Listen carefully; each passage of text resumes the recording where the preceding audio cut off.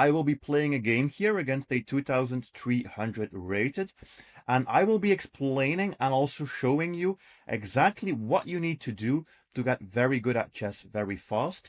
If you don't watch this entire video and if you start skipping around or just leaving the video, you will not be able to benefit from this. So it's very important that you watch this entire video so you don't miss any of my advice or examples throughout this game.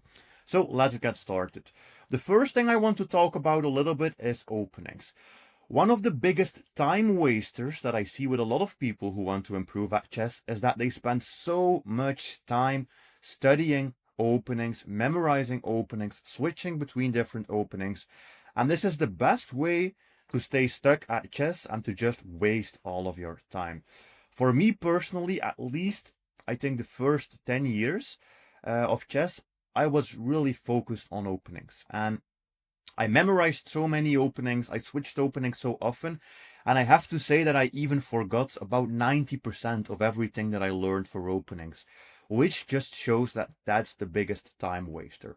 So what I really recommend you to do is to just play opening principles. Believe me, this is more than enough to get good. Opening principles, what do I mean? Put one of your pawns in the center. Protect it with other pawns. Develop your kingside pieces first, which is what I'm going to do, and then castle as quickly as you can. And this way you will be able to save so much time. You will be able to play a game without needing to memorize, and you will be able to actually use your study time to get good at chess fast instead of just memorizing useless variations. So that's the first thing that we should talk about. Then there is something which is incredibly important, which you should start doing immediately if you want to actually improve at chess. I will explain that in a moment, but first we need to talk here about what's going on in the game, because white just captured this pawn and we have a very important moment. This will be a bit of a strategy lesson, but this is very important, so pay attention. White just took this pawn and we have three options to recapture this. We can take with the, well, actually we have four options. We can take with the knight, we can take with the pawn, we can take with the other pawn, or we could take with the queen. Obviously, the queen is not the right solution because we would lose a queen. So make a choice. I want you to make a choice right here. What would you do? Take with the red pawn, take with the blue pawn, or would you take with the orange knight? Which one of these moves would you make? Make a decision. Okay, I will explain how you can figure this out in your games. And then I will tell you the most important thing to do. So, the answer to this question is one word: pawn structure. It's all about pawn structure. First of all, let's look at capturing with the blue pawn. This would be the worst way to capture. Why? The pawn structure is completely symmetrical. Meaning if I mark these, you will see that basically both white and black have the exact same pawns. In general, a very symmetrical pawn structure means there is a very high likelihood of the game ending in a draw, because there are no imbalances. There are not really that many differences in the position. However, in this position, if all the pawns are the same, then the only possible difference that could give either white or black an advantage would be the pieces. If we look at this for white, we will see, well, first of all, it's their turn to move, and second of all, they have three pieces on the board and they will play out that bishop as well. So white is going to have four pieces on the board. As black, we only have two pieces on the board, which is our knight and our bishop. Plus, they were able to develop their bishop outside of the pawn chain, while our light squared bishop is stuck inside of the pawn chain. All of this to say that the pieces are better for white, so we don't want to have a symmetrical structure. So let's come back to our question. The wrong answer was the blue pawn, so maybe it's either the knight or the red pawn in this position. Well, if we take with the red pawn, this would be definitely playable. This would be a good move. If we take this way, we do create an interesting pawn structure. Why? Well, we have four pawns on the right and three pawns on the left. Basically 4 on the queen side, 3 on the king side. For the opponent, it's very different. They have way more pawns here, and they have only 2 pawns on the queen side. I do have to say that technically the pawns in the center, so the E and D files, are considered central pawns. So these should actually have a different color. These are the central pawns. So the king side, it's 3 versus 3. That's equal. And the center, it's 2 versus 1. This means that white has a central pawn majority. They can push pawns in the center and create a passed pawn if they play it well. We have a queen side pawn majority. We have a 3 versus 2 going on the queen side. Is this good for black? Is this good for white? Anything can happen, but there is an interesting pawn dynamic going on here. We should try to push on the queen side, see if we could create a passed pawn.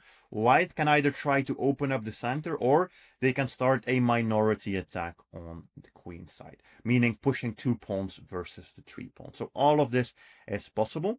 So this move would be playable. You would have to think very carefully about your next moves and how to use this pawn structure. We could also play knight takes d5, which would be a very good move as well.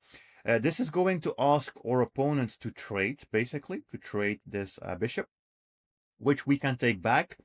And maybe then they can take, and then we can still create this pawn structure that we talked about, with the extra added benefit that we have a developed queen. Maybe we can give a check, and maybe we can pick up that pawn. So both knight takes and pawn takes is very much playable. I will be going for pawn takes, and I will explain why. It is very important that we don't trade too many pieces early, because I'm about to teach you the most important strategy. The fastest way to get better at chess is to massively solve chess puzzles. I once solved 5,000 puzzles in a single month, and I gained more than 300 rating points in that month. I don't remember exactly, but I remember gaining about 300 to 500 points in a very short time frame. I think it was 300 points in the first month after solving 5,000 puzzles. And I think it's very important, if you want to get good at chess, that this is where you spend your time. You should try to solve a very high volume of puzzles. I recommend that you solve at least 10,000 puzzles. That should be your new goal, to solve 10,000 puzzles. And this will massively, massively improve your chess. How do you do this and why? First, I will explain the how, then I will show you why. I recommend solving easier puzzles, and with easier I mean puzzles up to a rating of 2000. So if you are on chess.com or Lichess, you can solve puzzles. If your current rating is below 2000 for puzzles, just keep solving them. Once your rating becomes higher than 2000, I think it's valuable to just stay at that level and keep solving puzzles around that rating range. It's not very valuable to start solving a lot of very difficult puzzles, meaning 2500 or 3000 ELO rated puzzles. It's just about seeing a massive amount of chess patterns in a short time frame so you can learn all of them. And the easier puzzles, they are the ones that will actually show up in your games. The very difficult puzzles, you are unlikely that you will get those in your games very often. And by solving this massive amount of chess puzzles, you will get very good at the strategy that I am about to explain. So, in general, we are going to get to a point here where we have castled and we are in the middle game. And this is where we will beat the opponent by using the CCTO strategy, which stands for checks, captures, threats, optimize. So when you are solving puzzles, you should always look for CCT, checks, captures, and threats. Trust me, if every puzzle you look for checks, captures, and threats, and you stay within that rating range that I mentioned, you are going to be able to solve nearly every puzzle. That should be the goal, by looking at checks, captures, and threats. That's it. Because whenever there is some free material in the game, it usually starts with a check, a capture, or a threat. So what I do is, whenever my opponent makes a move, I look for checks, captures, and threats. I act as if this is one of the 10,000 chess puzzles. So do we have any checks? No. Any captures? No. Any threats? Well, yes, we actually have a threat. H6 would be a threat. What is a threat? It's attacking something high value with something low value. It is attacking something unprotected, like an unprotected pawn, like maybe this one would be a threat if we could attack it. So that would be a threat. If you find a check and it works and it gives you a benefit, play it. If it's a useless check, don't play it. If you find a capture that gives you a benefit, play it. If it's useless, don't. Here we have a threat, so I will play the threat. And you have to look at it in this move order. This is the order of priority. Okay, they just moved back the bishop. And basically every time it's our turn to move, we are going to use the CCTO strategy, meaning look for check, capture, threat. And if we don't have anything, optimize. And we will keep doing this. And by just simply doing this, we are waiting for the opponent to self-destruct. And if they are below 2000 elo, they will self-destruct. They will give us something away for free. That's the entire strategy. And now I will prove that. So first of all, pay attention. What are they doing? They just moved back the bishop. So I look for check, capture, threat. There is a threat. Knight h5 is a threat, threatening to take the bishop and double the pawns. That's the threat that I am going for here, okay? They allow me to do this, so I will play this. This is a threat that doesn't give us a material advantage. The material is still equal, but it is a threat that gives us a positional advantage, meaning they now have doubled pawns. It all comes back to pawn structure in the end. We have a benefit here. Okay. So just every time it's our turn, check, capture, threat. Threat means attack something unprotected. Bishop to d6. This is a simple threat. It doesn't even matter if they can solve the threat. We just keep going through CCT because at some point they will miss something. They will mess something up. Okay, they are playing knight e5. Pay attention. What is happening? Okay, they attack a couple of things, but nothing really matters, so we can pretty much ignore this. Checks, no. Captures, yes. We could capture this knight. That would be a terrible capture to play because they can just take back with a pawn and we just gave up a bishop for a knight for no reason and we fix their pawn structure again. That would be very bad. I will play queen f6, which is a threat. Again, threatening that weak pawn on f4. And this is just what we do, and the opponent has to keep solving the problems. For example, I think in this position, we have no checks, no captures, and no threats. CCTO, the final step is O. We want to optimize something. And optimize is really about keeping it simple. We want to get more pieces into the game, especially these pieces. I want to see if I can get these pieces into the game. So let's just play rook e8 and activate my rook. And this is all we do. We just want to get our pieces into the game, keep optimizing, and we will wait for them to mess up the game. h4 doesn't really do anything. We still have no CCT. That's valuable. No. So I will optimize. What I really want to optimize is this bishop, but my knight is in the way. So I'm trying to see if I could move this knight in such a way that this frees up my bishop. All right. Okay, and I see something. Checks, no. Captures, they don't really help. Threats, yes. We are threatening this pawn on d4, which means it's yet another problem they have to solve. This check doesn't matter. We can just move sideways. Okay. They offer us a trade of queens. This is a very confusing thing which they are doing because they have this bishop which is hanging. Now they give us this queen trade. This knight is also potentially hanging. So we need to figure out what to do because every time they make a move, it might be a blunder. So that's always our mindset. So if we take the queen, we make things very easy for them. They will just recapture. And that's it. Nothing really happens. So this is not a good plan. We don't have checks. I think we don't really have any threats that I see. Is it a problem? Let's make a bit of a random move. Is it a problem if we do nothing? Yes, this would be a problem. Knight takes f7 would be a devastating move. And if you think, wait a minute, I would have missed this, it's always very important to look for the CCT for the opponent as well before we do anything, basically. So I am looking at this capture. I'm looking at this check. So we need to solve this. We need to solve this. And knight takes f7, knight takes f7 works because if I take that with the queen, they could take my queen, which is not what we want. So I think we have a very simple solution. We need to solve the problem of this pawn being attacked. I'm looking into something like rook e7, but then they could maybe take our queen. Is that a problem? Not really. If we take back, they have a hanging knight and a hanging bishop at the same time. they will lose material. So rook to e7, this time it's about solving their threat, and then we'll see what happens. Okay, all of this time, by the way, this is maybe a bit of a complicated position, but this is where the puzzle solving helps. All of this time, we also had this capture. We had this pawn on d4 that we could capture for free. But this is the crucial point. Blunder prevention is the highest priority. So we need to look for their CCT first, their checks, captures, and threats. And there was a huge problem there. That knight takes f7 was a game-ending move. And then if you see some threat for them, just solve it in the most simple way. Only later we will be looking at our own plan. Like my plan there, which was to potentially play knight to d4, which now they played rook here to stop this. Okay, so very interesting position. They don't have any renewed threats. The threats are all solved. So it's our turn to do CCT. So do we have any checks? No. Do we have captures? Yes, we have a lot of captures. King takes doesn't work. Queen takes is still just exchanging queens for no reason.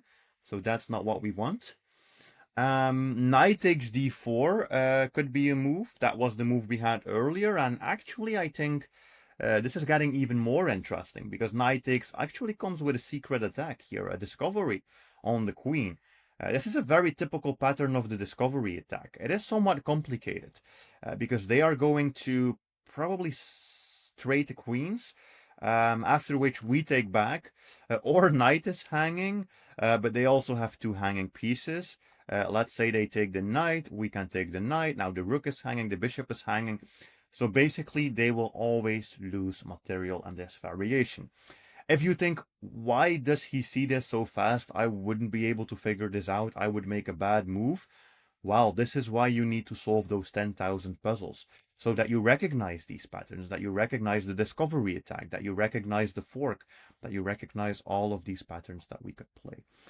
So yeah, we basically just won a pawn for free. That is definitely a good start. All right. They just attacked our knight, but it's not really a threat, because if they take our knight, we would take their bishop, so we don't have to worry about this. So that is just perfectly fine. So again, what do we do? CCT, the checks, the checks don't really work. The capture, we could capture the knight, they take, and we could take with the rook. That would be nice. This would be a trade, and I think this actually works again. A lot of tactics in this game, but that's how you get good at chess. If they take this knight, we could actually check, and that's a free queen. So yeah, doesn't work for them. We can pretty much take here and then take with the rook. All of this is fine. A lot of trades, but we do win another pawn. And just like this, we now have what was our main goal from the beginning of the game. We have a 2-pawn advantage. By the way, what are they doing with this bishop? This is actually quite funny. They allow us to take the bishop, but if we do, they take this, which then we take, and then they take. It's just a massive trade. But in the end, it's a bit annoying if they get that rook in there with a check. Whatever, doesn't matter too much here. So what I wanted to say is we are up 2 pawns, and once we are up 2 pawns, we have to completely switch our strategy. Now we go into a new mode, which is that we want to trade as much as possible. So we do this as soon as we have a 2-point advantage. Trade as much as possible, because this is a simple winning endgame as long as we keep trading. It is still very important. Yes, we don't want to blunder. We have to keep an eye open for their checks, their captures, their threats. We also have to keep an eye open for our checks, our captures, and our threats, because they might also help. And I see we have a first possible trade that we can set up. Knight to c7, thank you. That's just a trade. Happy that the rooks are gone. Best thing would be getting those queens off the board. That would be amazing. What's happening here? We don't want to lose a pawn, so let's just push this up the board. Okay, let's just activate the knight again. Let's activate the knight a little bit more. I'm looking to offer a trade, but I don't see a trade yet. So let's just do this. Okay. How do we trade here? So we have this attack on this pawn, but they protect it very nicely. I want to trade. I basically have to get my queen closer into their position. I think as long as I can get the queen to a better square, there probably should be a way for me to force a queen trade. And I think the queen trade is really the high priority move here. This move could be a queen trade, but at the same time, we have to still pay attention to what they are doing. They are trying to win this pawn here. So yeah, maybe we play g6 first, force them to move the bishop. All right, and then we go queen here. Yeah, that's a queen trade. That's perfectly fine. We do double our pawns, but the queens are gone. That was the highest priority move. And now you can see I am really making this a simple endgame by trading all of the pieces, by eliminating all of their potential counterplay. And now it's just an endgame in which we have 2 extra pawns, which is great. This king might be able to infiltrate somehow. Well, actually, I don't see a way. I don't see an easy way for that king to infiltrate. This is still fine. They can go here. Maybe they can win 1 pawn, but it won't be enough. It's also okay in these endgames if we lose 1 pawn or even multiple pawns, as long as we get king activity.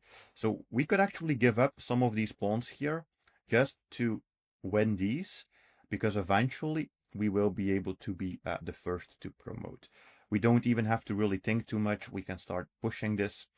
And these endgames, it's really all about the passed pawn and about promoting that passed pawn as quickly as we possibly can. Yeah, it's still fine.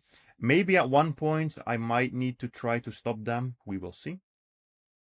We just stick with the pawn. Yeah, they give us a free piece. That's perfectly fine. So we do need to watch out. We don't want them to promote. So it's time to go back with the bishop. So we keep an eye on this. And now we just promote this pawn. So this is not such a complicated endgame. I have solved many endgame puzzles as well, which is why I can play this quite confidently. It's just about who is the quickest to promote, which will be black in any case. Yep. And of course, as soon as you have promoted, now this should be very easy. If you struggle with this, then that's really something to work on. Basically, what I will do is just watch out for stalemate. That's the #1 priority. Take all the free pawns, even if it means giving up my bishop. And then this is a very simple checkmate, which I don't even need to show. King and queen versus king always wins. All right, please try out this strategy and drop a comment to let me know how it went.